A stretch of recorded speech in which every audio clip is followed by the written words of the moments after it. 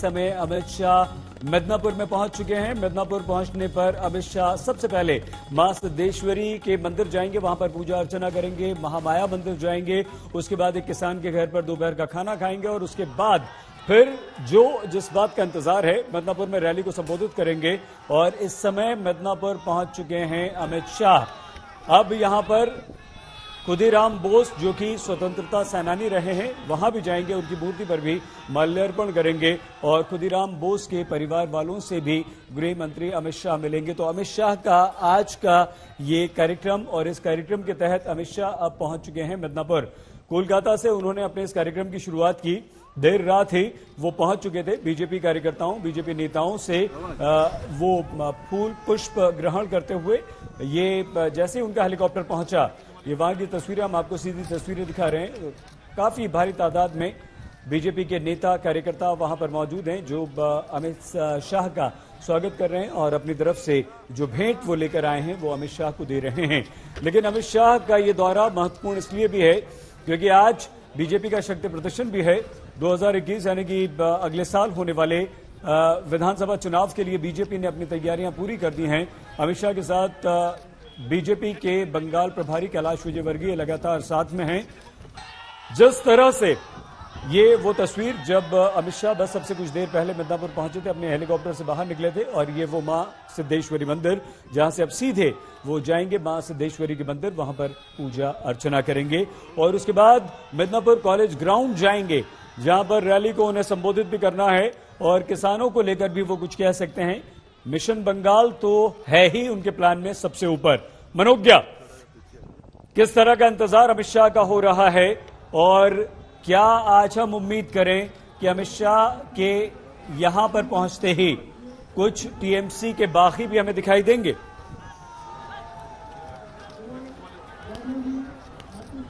बिल्कुल, बागी भी दिखाई देंगे और हो सकता है कुछ ही दिनों में बाकी भी दिखाई दें। दरअसल जहां एक और बीजेपी आज कोशिश कर रही है कि जो दीवार खड़ी थी लोगों के बीच में तृणमूल कांग्रेस से बीजेपी तक आने के लिए, आज शुभेंदु अधिकारी के आने के साथ साथ सबसे पहले उस दीवार को तोड़ दिया गया है कि अब कम से कम आने जाने का रास्ता खुल गया है, या आने जाने में जिन लोगों की हिचक थी वो दूर हो रही है। और ये जमावड़ा है उन लोगों का, उन कार्यकर्ताओं का, उन समर्थकों का जो सुबह से यहाँ इकट्ठा हो रहे हैं। मिदनापुर का कॉलेज ग्राउंड अपने आप में जहां एक और ये इतिहास रच रहा है तो वहीं दूसरी ओर कई बातें संबोधित कर रहा है। भीड़ बढ़ रही है और आने वाले कुछ घंटों में भीड़ कई गुना ज्यादा बढ़ भी जाएगी। रास्तों पर बताया जा रहा है सैकड़ों गाड़ियां भी हैं। गृह मंत्री अमित शाह होंगे मंच पर, साथ में कैलाश विजयवर्गीय, दिलीप घोष, मुकुल रॉय और कई ऐसे नेता होंगे साथ में। लेकिन आज साथ में पहली बार मंच पर होंगे शुभेंदु अधिकारी जो बीजेपी का हाथ थामेंगे। पूर्व मिदनापुर से पश्चिम मिदनापुर तक का सफर वो अभी तय कर रहे हैं, घर से अपने निकल चुके हैं और आज इस मंच के बाद बीजेपी का दामन तो थामेंगे, लेकिन उनके साथ साथ माना जा रहा है 10 से अधिक विधायक, सांसद, कई नेता, जमीनी स्तर से जुड़े नेता यानी पंचायत प्रधान से लेकर काउंसिलर तक, उनके भाई भी ज्वाइन करेंगे आज पार्टी बीजेपी। दरअसल अधिकारी परिवार को पूर्व मिदनापुर का राजा माना जाता है और अब आज बीजेपी में अपना वर्चस्व दिखाकर एक बार फिर आने वाले दिनों की राजनीति में कई तरह के बदलाव करने की तैयारी है।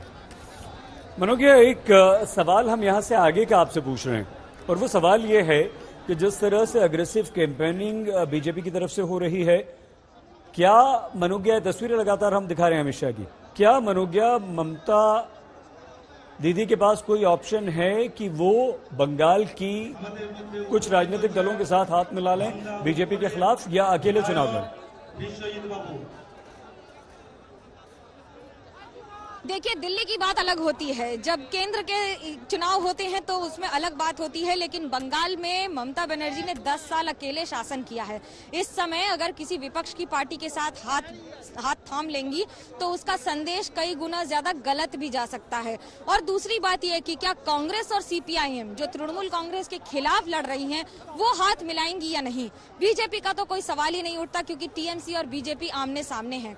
रही बाकी ये सारे दल, लेकिन इस समय इन 4 दलों से ज्यादा जो रास्ते अपना रहे हैं हर दल, भले एक किसान के साथ खड़ा हो, एक किसान के विरोध में खड़ा हो, तो वहीं साथ ही साथ एक के बाद एक दल में परिवर्तन आ रहा हो। कांग्रेस के नेता छोड़ के बीजेपी में आ रहे हैं, सीपीआईएम के नेता छोड़ के बीजेपी में आ रहे हैं। बीजेपी ये बखूबी जानती है कि अपने संगठन के दम पर वो कितनी सफलता हासिल करेंगे, क्योंकि 2019 में 18 सीटों का अधिकतर श्रेय केंद्र सरकार के चेहरे यानी प्रधानमंत्री नरेंद्र मोदी को जाता है। ये केंद्र का चुनाव था, राज्य में लड़ाई सीधे मुख्यमंत्री ममता बनर्जी बनाम बीजेपी है और बीजेपी के पास कोई चेहरा नहीं है। ऐसे में संगठन को मजबूत करना, उन बातों पर वार करना, एंटी इनकम्बेंसी का सबसे ज्यादा इस्तेमाल करना बीजेपी के लिए और बाकी दलों के लिए सबसे महत्वपूर्ण है इस समय खुदीराम बोस के जरिए, क्योंकि बंगाल के लोग जहां एक और इमोशनल है तो वहीं दूसरी ओर अपनी इतिहास और संस्कृति, इन दोनों से बहुत जुड़े हुए हैं। विद्यासागर मूर्ति की घटना हो या फिर कल रविन्द्रनाथ टैगोर की फोटो के ऊपर आप खुदीराम बोस का जिक्र कर रही हैं और इस समय उनकी प्रतिमा पर अमित शाह माल्यार्पण कर रहे हैं, पुष्प अर्पित किए हैं, उन्हें प्रणाम किया है। स्वतंत्रता सेनानी खुदीराम बोस को प्रणाम करते हुए अमित शाह, और ये भी एक संदेश है, अपने आप को बंगाल से जोड़ना है, बंगाल के लोगों को ये संदेश देना है कि हम बंगाल के स्वतंत्रता सेनानी, बंगाल की संस्कृति, बंगाल के लोग वो अलग नहीं है, क्योंकि लगातार टीएमसी की तरफ से, ममता बनर्जी की तरफ से बाहरी बताया जा रहा है सभी को, बीजेपी नेताओं को भी। और ममता बनर्जी ये कहती हैं कि केंद्र में ये लोग काम धाम छोड़कर सीधे आ जाते हैं बंगाल, लेकिन लगातार अमित शाह का जो दौरा 2 दिन का है, उसका पहला दिन है और कोलकाता से लेकर मिदनापुर तक यहाँ पर अमित शाह खुदीराम बोस को प्रणाम करने के बाद अब मां सिद्धेश्वरी मंदिर में जाएंगे। और जो तीसरी तस्वीर हम आपको दिखा रहे हैं, ये यही पर मिदनापुर में एक किसान का घर है, जहां वो भोजन ग्रहण करेंगे, दोपहर का खाना खाएंगे और उसके बाद फिर वो मिदनापुर कॉलेज ग्राउंड में सभा को संबोधित करेंगे। मनोज जी, अपनी बात पूरी कीजिए प्लीज।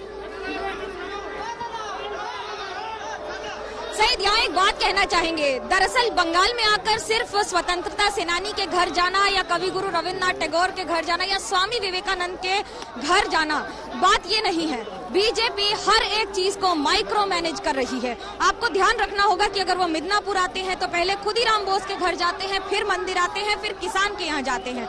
मिदनापुर पूर्व हो या पश्चिम, आंदोलन की भूमि माना जाता है, इसलिए पहले खुदीराम बोस। दूसरी बात, मंदिर क्यों? क्योंकि उन्हें पता है कि अगर तृणमूल कांग्रेस को वार करना होगा तो जो प्रतीक उनका बना हुआ है कि वो हर समय किसी समुदाय के साथ खड़ी रहती है ममता बनर्जी, उसके खिलाफ अपनी बात, अपने परचम को लहराने की बात। और तीसरी बात, किसान ही क्यों और मिदनापुर में ही क्यों? ये बीरभूम में भी हो सकता था, लेकिन किसान आंदोलन नंदीग्राम पूर्व और पश्चिम में सबसे ज्यादा उसका असर रहा था, इसलिए किसान की बात। और देश को एक संदेश, यहीं पर किसानों के साथ खाना खाकर, तृणमूल कांग्रेस के गढ़ में किसान के साथ खाना खाकर, एक और जहां जमीन पूर्व आंदोलन है उनको फिर से याद करना, दूसरा तस्वीरें दिखा रहे हैं, खुदीराम बोस के घर पहुंचे हैं और उनके परिवार वालों से मिल रहे हैं अमित शाह। ये भी एक बड़ा संदेश है बंगाल की राजनीति में। देखिए, उनके घर पहुंचे हैं और यहाँ वो ये खुदीराम बोस की एक तस्वीर को उनके घर में लगी हुई जो दिखा रहे हैं। उनके परिवार के एक सदस्य हैं गोपाल बासु, जो पहले भी मीडिया से बात कर चुके हैं, और ये खुदीराम बोस का घर है जहां पर अमित शाह इस समय पहुंचे हैं। बंगाल दौरे पर अमित शाह पश्चिमी मिदनापुर में स्वतंत्रता सेनानी खुदीराम बोस के घर में हैं। ये उनका पैतृक गांव है और ये उनका घर है जहां पर इस समय अमित शाह पहुंचे हैं। और दूसरी तस्वीर मां सिद्धेश्वरी मंदिर की है। काली मंदिर में पूजा अर्चना की तैयारियां पूरी हो चुकी हैं। अब से कुछ ही दूर में मां सिद्धेश्वरी काली मंदिर में पूजा अर्चना करेंगे। मंदिर के पुरोहित ने बताया कि हमने सारी तैयारियां पूरी कर ली हैं, सुरक्षा व्यवस्था वहां पर पूरी है, मंदिर को सैनिटाइज कर दिया गया है।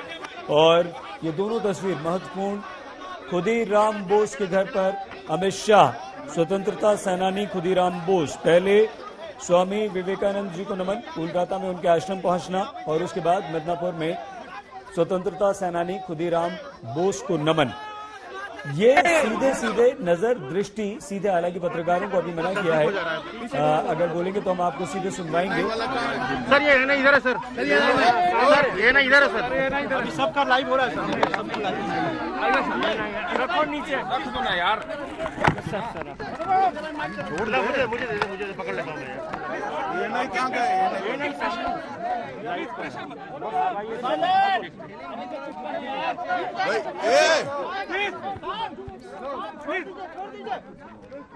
भाई, संजय छोड़ दे, संजय छोड़ दो।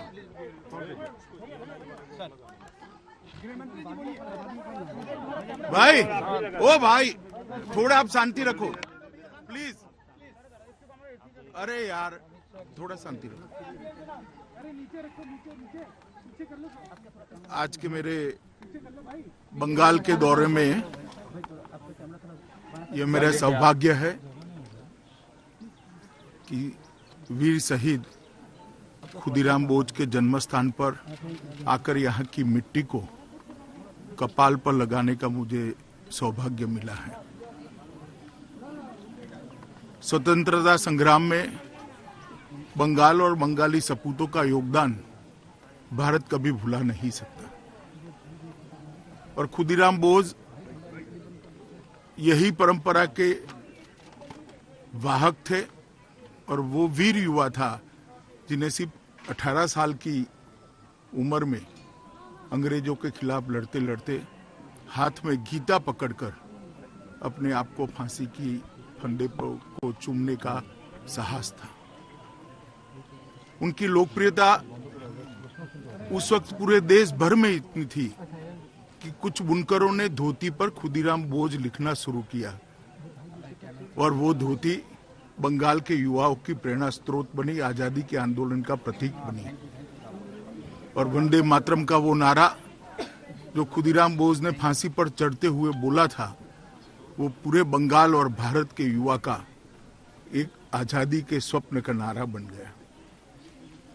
संजोग ही है कि आज ही के दिन राम प्रसाद बिस्मिल, अशफाकुल्ला खान और ठाकुर रोशन सिंह को फांसी दी गई थी। आज ये तीनों वीर शहीदों का शहीद दिन भी है।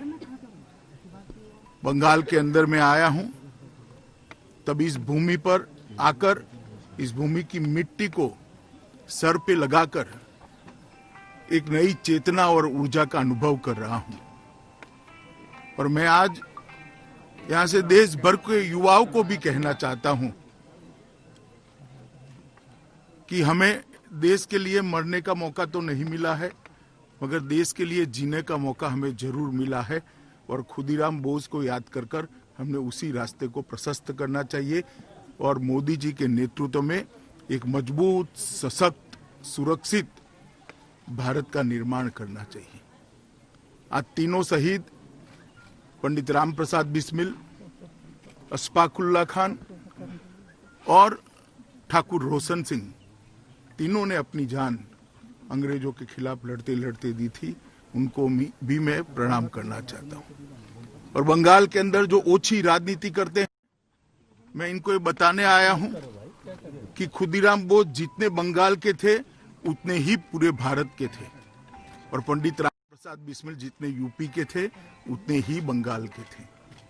भारत के लिए संघर्ष करने वाले, भारत के लिए आजादी के लिए लड़ने वालों ने कभी इस प्रकार की ओछी राजनीति की कल्पना नहीं की होगी। कम से कम आज शहीद दिन है और ओछी राजनीति से सबने ऊपर आना चाहिए, ऐसा मेरा मानना है। मैं फिर एक बार खुदीराम बोस की वो शहादत को याद कर कर प्रणाम करता हूं और सालों सालों तक उनका ये बलिदान भारत के युवाओं के लिए प्रेरणा स्रोत बनेगा और देश के लिए जीने का संकल्प लेने के लिए मजबूर भी करेगा और जिन्होंने संकल्प लिया है उसका संकल्प मजबूत भी करेगा। मैं फिर एक बार उनके परिजनों के चरणों में प्रणाम कर कर मेरी बात को समाप्त करता हूं। अमित शाह स्वतंत्रता सेनानी खुदीराम बोस के घर जाकर परिवार से मिलने के बाद वो यहां पर पहुंचे और ये तस्वीरें हम आपको दिखा रहे हैं लगातार। अमित शाह की, जो कि खुदीराम बोस के घर पहुंचे थे, मिदनापुर में वो मौजूद हैं और उनके परिवार वालों से भी वो मिले। वो खुदीराम बोस जो सिर्फ 18 साल की उम्र में देश पर न्यौछावर हो गए। अमित शाह ने कहा कि खुदीराम बोस सिर्फ बंगाल के नहीं हैं, वो पूरे देश के हैं और हर क्रांतिकारी, अंग्रेजों के खिलाफ लड़ने वाला हर स्वतंत्रता सेनानी वो पूरे देश का है। चाहे वो उत्तर प्रदेश से संबंध रखता हो, बंगाल से रखता हो या देश के किसी भी कोने से, वो पूरे देश का है और पूरा देश उन पर गर्व करता है। तो ये अमित शाह का दौरा, अमित शाह अब से कुछ देर पहले खुदीराम बोस के घर, और अभी भी शायद वहीं पर हैं, ये तस्वीरें हम आपको दिखा रहे हैं लगातार। तो यहां से वो ये मां सिद्धेश्वरी मंदिर पहुंचे हैं। यहां पर पूजा अर्चना का उनका कार्यक्रम है। मां सिद्धेश्वरी मंदिर में पूजा अर्चना करेंगे अमित शाह। हालांकि दृष्टि उनकी बंगाल चुनाव पर है और उसी के लिए चुनाव प्रचार का आगाज बीजेपी बहुत आक्रामक ढंग से कर चुकी है। लेकिन इस वक्त जो तस्वीरें हम आपको दिखा रहे हैं वो मां सिद्धेश्वरी काली मंदिर की है, जहां अमित शाह पूजा अर्चना कर रहे हैं। खुदीराम बोस के घर जाकर उनकी मूर्ति पर माल्यार्पण करने के बाद, उन्हें नमन करने के बाद अब मां काली के दरबार में पहुंचे हैं और यहां पर वो पूजा अर्चना कर रहे हैं बीजेपी की विजय के लिए। सुनिए।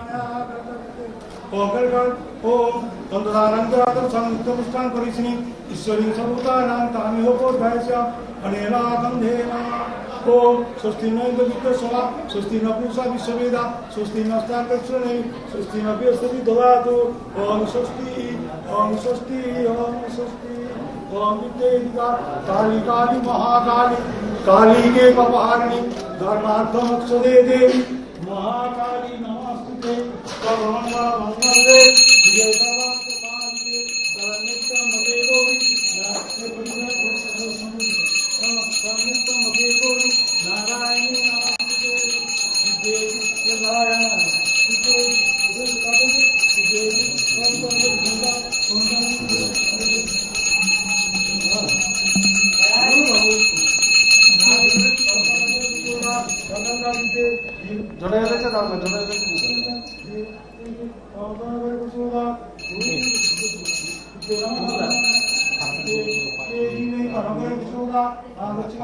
থালাটা পড়ে যায়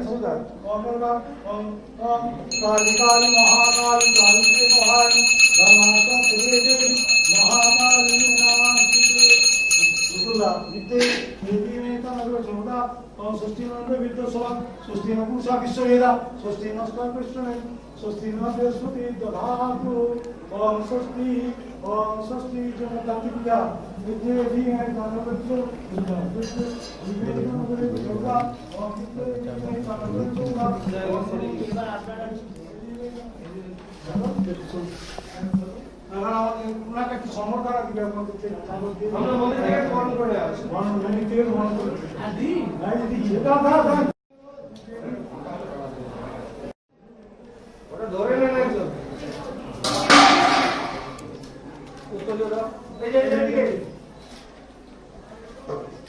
सिद्धेश्वरी मंदिर में है। ये 500 वर्षों से भी ज्यादा पुराना मंदिर है।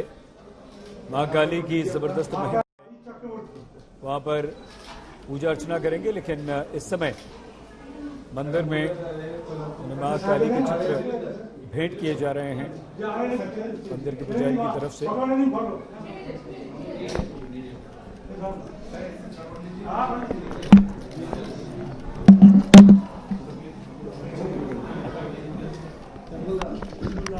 बहुत तेजी से कार्यक्रम आगे बढ़ता हुआ राजनीतिक उठक बैठक के बीच अमित शाह का ये राजनीतिक दौरा। लेकिन इस दौरे के दौरान वो मंदिर जाना नहीं भूलते हैं, वो आश्रम जाना नहीं भूलते हैं, वो स्वतंत्रता सेनानी के घर जाना नहीं भूलते हैं। और अब से कुछ ही देर में जब वो पहुंचेंगे मिदनापुर कॉलेज ग्राउंड, वहां पर हम लिए चलेंगे। हमारी संवाददाता मनोज्ञा वहां पर मौजूद है। लेकिन इस वक्त हम तस्वीरें आपको दिखा रहे हैं सिद्धेश्वरी काली मंदिर की, जहां पर अमित शाह ने पूजा अर्चना की है, आरती की मां काली की। बीजेपी की विजय, बंगाल विजय के लिए जो प्लान बीजेपी का है, जो लक्ष्य बीजेपी का है, 2021 विधानसभा चुनाव जीतने का जो लक्ष्य है और जो मेगा प्लान अमित शाह ने बनाया है, बीजेपी की तरफ से बनाया गया है। और अमित शाह यहां पर पूजा अर्चना करने के बाद निकले हैं। और ये मुस्कान आज जब कोलकाता पहुंचे थे और स्वामी विवेकानंद आश्रम के बाहर जब निकले थे, तब भी विक्ट्री साइन हाथ से बनाकर उन्होंने पत्रकारों की तरफ इशारा किया था, वहां भी बात की थी। स्वामी विवेकानंद के जो विचार हैं उसकी आज कितनी प्रासंगिकता है इस पर बोले थे। उसके बाद खुदीराम बोस के जब घर गए तो वहां परिवार से मिलने के बाद उनके घर में कुछ देर रुकने के बाद जब बाहर आए तो स्वतंत्रता सेनानियों को क्षेत्रों में, राज्यों में न बांटकर उन्होंने देश के लिए कहा कि किस तरह से अंग्रेजों से लड़ते हुए खुदीराम बोस ने अपनी जान दी थी। 18 साल की एक छोटी सी उम्र में अंग्रेजी हुकूमत, अंग्रेजी शासन के खिलाफ लड़ते हुए खुदीराम बोस ने अपनी जान दी थी। अमित शाह उसके बाद पहुंचे थे मां सिद्धेश्वरी काली मंदिर, वहां पर उन्होंने पूजा अर्चना की, आरती की और नमन किया और उसके बाद अब वो निकले हैं यहां से। लेकिन इसके बाद उनका भोजन का कार्यक्रम है, वो एक किसान के घर जाएंगे मिदनापुर में ही, जहां भोजन करेंगे, क्योंकि दिल्ली में, दिल्ली की सीमाओं पर पंजाब हरियाणा के किसान डटे हुए हैं। तो ये भी कयास लगाया जा रहा है कि वो किसान के घर जब भोजन करेंगे और उसके बाद जब रैली को संबोधित करेंगे तो किसानों को भी एक संदेश देना चाहते हैं, किसानों के बारे में भी कुछ बोल सकते हैं। लेकिन बंगाल की राजनीति में आज टीएमसी के बहुत सारे विधायक, टीएमसी के बहुत सारे नेताओं के बीजेपी में शामिल होने की खबरें भी आ रही हैं।